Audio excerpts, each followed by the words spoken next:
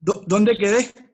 Usted quedó sobre la tasa negativa, o sea, lo que la banca privada en su gestión prácticamente está limitado, pues, ¿no?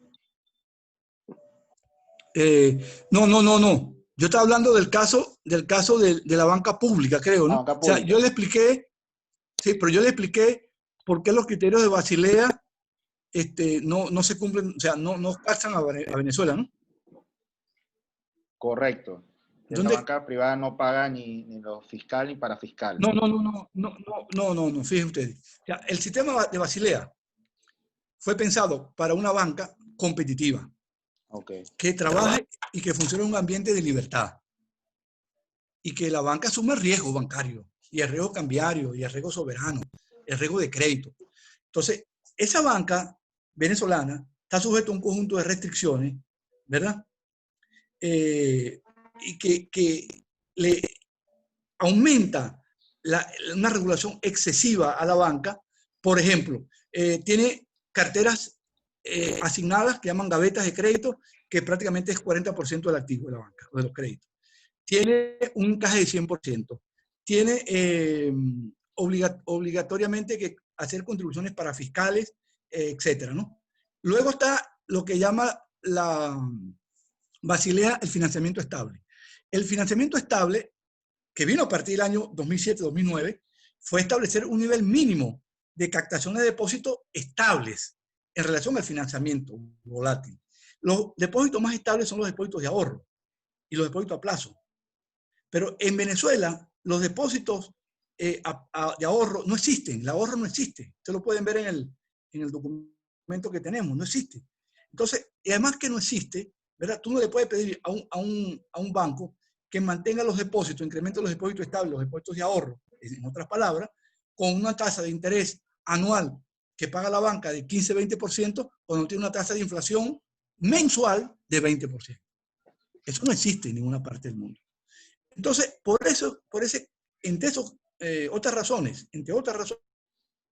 por eso es que los criterios de Basilea no calzan para Venezuela.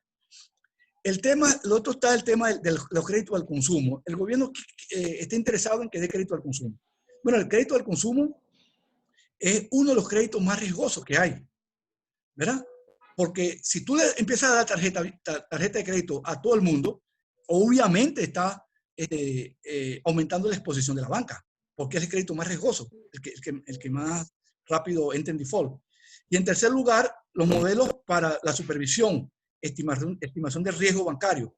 Es decir, cuando el Banco Central te cambia todo lo que entendemos por crédito y te cambia regularmente la definición de crédito y lo que es riesgo, bueno, usted destrozó lo que es el modelo de supervisión bancaria.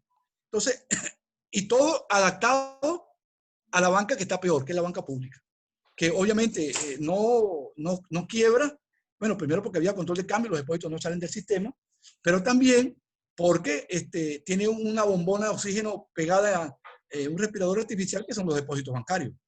Porque todos digamos, una parte de los empleados públicos importantes cobra en depósitos, en bancos públicos. Entonces esos depósitos van a alimentar la liquidez de la banca y no tienen que estar pidiendo del Banco Central o pedir en interbancario, sino más bien ganan en el interbancario porque tienen la liquidez para prestar. ¿De acuerdo? Entonces, por eso estamos diciendo que esos criterios de Basilea no calzan adecuadamente en lo que es la definición de la banca venezolana. ¿Alguna pregunta, muchachos, con esto?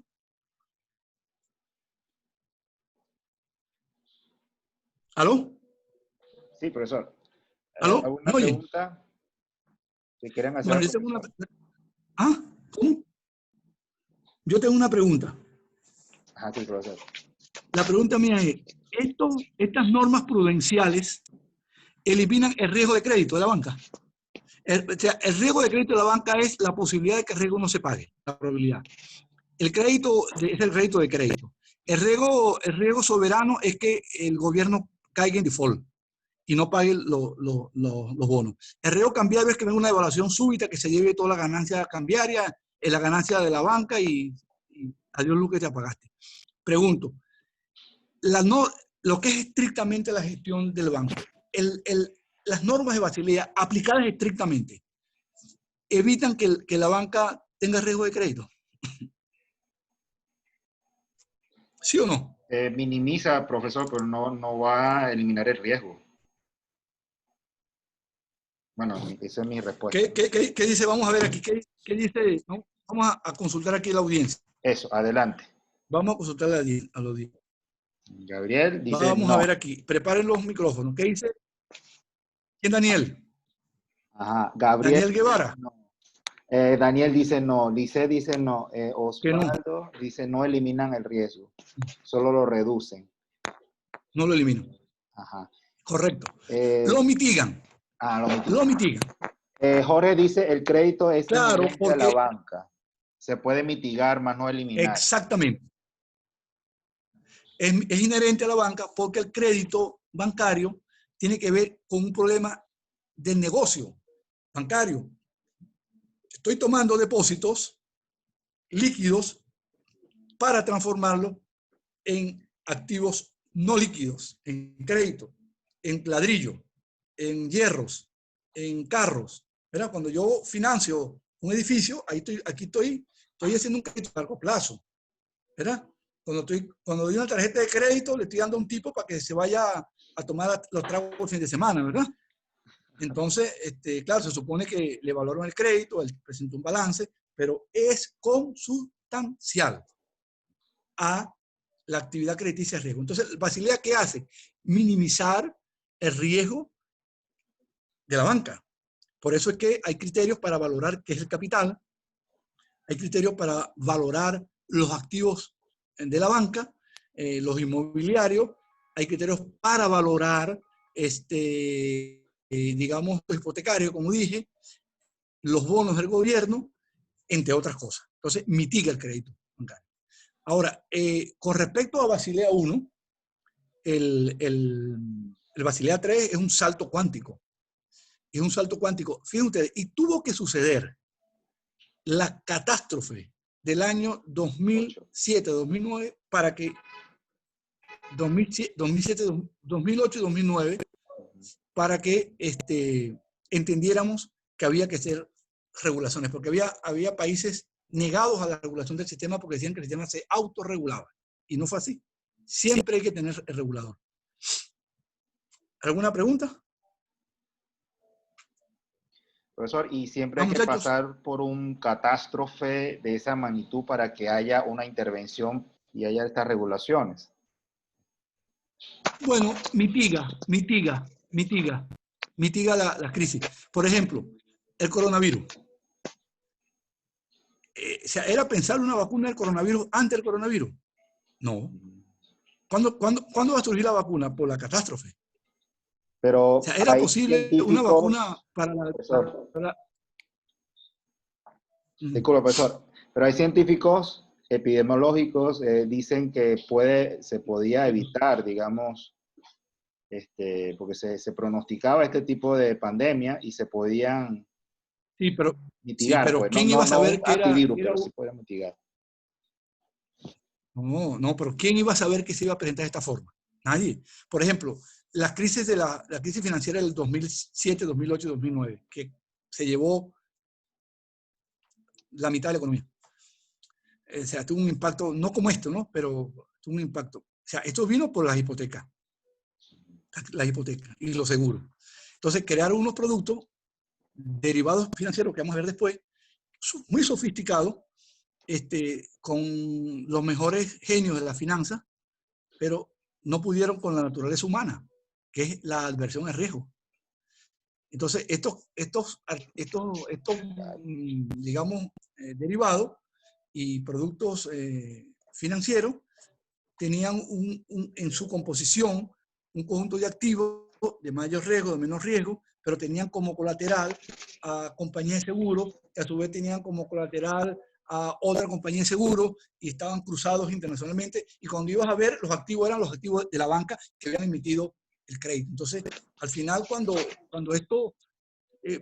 los reguladores entran a hacer la autopsia a los bancos, se dan cuenta del problema que no estaban viendo, porque la regulación siempre va detrás de la innovación financiera. Ahora, después de Basilea 3 y Basilea 4, la cuestión cambió y el nivel de supervisión es mucho más estricta y muchísimo más, ¿cómo llaman? Delicada, refinada, para evitar justamente que los bancos incurran en exceso de crédito y en exceso de riesgo. Por ejemplo, la tarjeta de crédito en todas partes es un riesgo, claramente un riesgo. Claramente. Por eso es que tienen tasas de interés que son 2 o 3 veces mayores que la tasa de un crédito comercial. Claro, por el riesgo involucrado. Sí. ¿Otra pregunta, muchachos?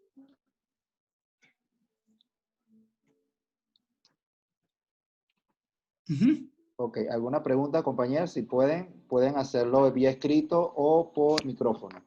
Ok, Osvaldo pregunta. ¿El acuerdo actual es Basilea IV? ¿Venezuela lo suscribió? Sí. No sé. No tengo idea que lo haya suscrito. Y si lo suscribió, no lo cumple. No lo cumple porque, como dijimos anteriormente, el nivel de, digamos, de regulación del sistema y de sobreregulación y de encaje de 100%, carteras administradas, etcétera, hace imposible que la banca actúe como si fuese un banco competitivo. No son competitivos. O sea, si la economía estuviera abierta y a la salida de capital y tú vas a competir realmente, hay muchos bancos que no tienen el pulmón para aguantar una competencia. Y si está con banco extranjero, menos todavía, donde los niveles de tecnología, estas cosas y de manejo de riesgo son altamente exigentes. Ahora, el hecho que yo veo es que la banca va a tener que ser internacional. El banco local no tiene vida. Se va a ir reduciendo. ¿Por qué? Bueno, ese banco local necesita tecnología, necesita una red de corresponsales, que son los que le hacen las transacciones con el exterior, por lo cual tienen que pagar. Necesita una escala de funcionamiento. Necesita, sí, economía de escala para poder bajar los costos de la intermediación. Y eso no lo da, y sobre todo la tecnología, las redes corresponsales. Por ejemplo, tú vas con una tarjeta, no sé, de un banco local al exterior y no la puedes usar. Pero tú vas con una tarjeta de otro banco, digamos Banejo, o mercantil, y la puedes usar en las redes de cajeros que tienen en el mundo. Entonces, es toda una universalización de la banca, en la cual la banca venezolana ha entrado a jugar. Porque los bancos venezolanos, por ejemplo, Banesco es un banco internacional, Mercantil es un banco internacional. Bueno, obviamente Provincial es una sucursal de un banco internacional, del BBVA. El exterior es también de un banco internacional. El del Caribe también es una parte de un banco internacional.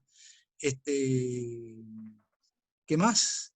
O sea, esos son los bancos con dimensiones internacionales que, digamos, están jugando ahorita pues, donde tienen que jugar los bancos en el capital internacional. Pues.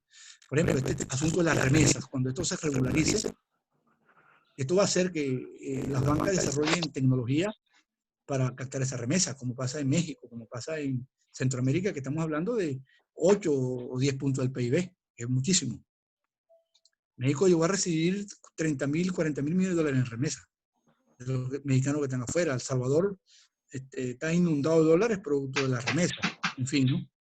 Eso sí, eso necesita bancos con calado internacional para captar eso, manejarlo, gestionarlo, ¿no? O sea, en conclusión, los bancos locales, el concepto de banco local ha venido pasando de moda.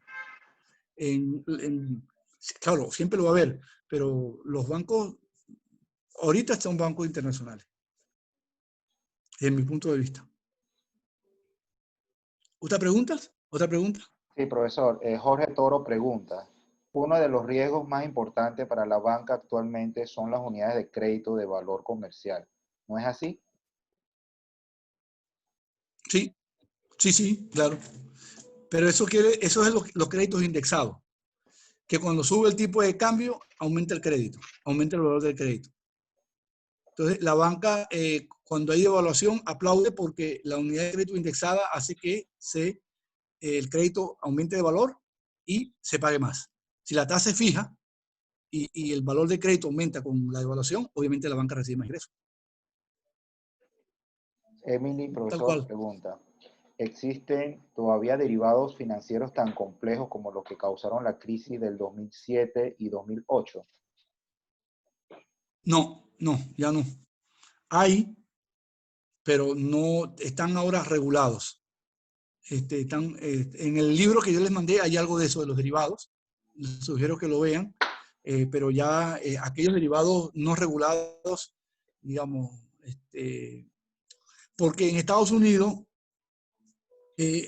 había una separación entre la banca de inversión, que es lo que hace el manejo de esto de renta fija y derivados, que es la banca de inversión y renta variable, todas estas cosas, y la banca comercial, que es lo que hace intermediación financiera. Cuando la Bush, esa ley se derogó y los comerciales hacían las dos cosas, resultó la crisis. Ahora se volvió a la separación, que es lo aconsejable, creo yo, entre banca de inversión y banca comercial. Por la crisis financiera que fue tan fuerte y costó tanto que ya eso se volvió a esa separación, que es lo conveniente. Porque si no, mete el banco comercial a apostar en un casino, ¿no?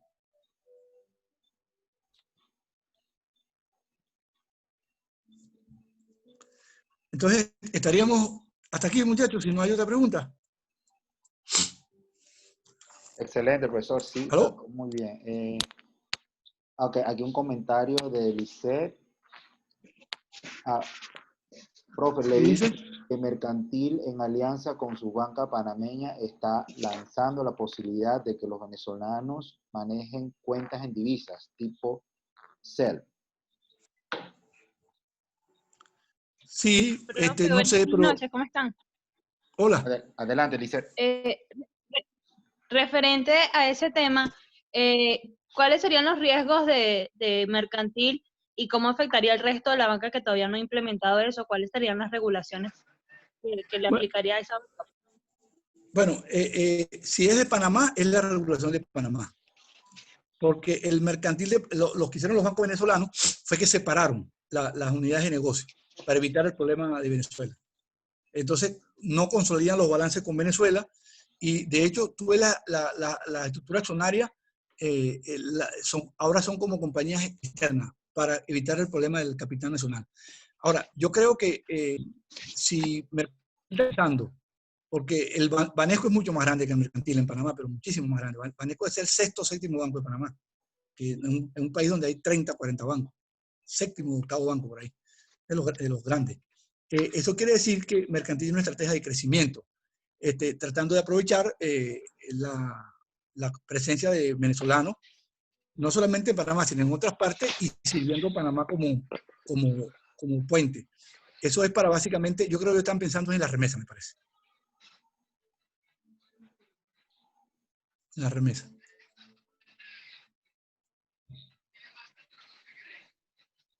¿Otra pregunta? No, profesor, no hay más preguntas hasta el momento. Muchas gracias, profesor. Bueno, Estuvo muy no, excelente. yo le mando ahora unas preguntas de control. Sí. Y entonces estamos viendo el próximo lunes, ¿ok? Bueno, muchachos.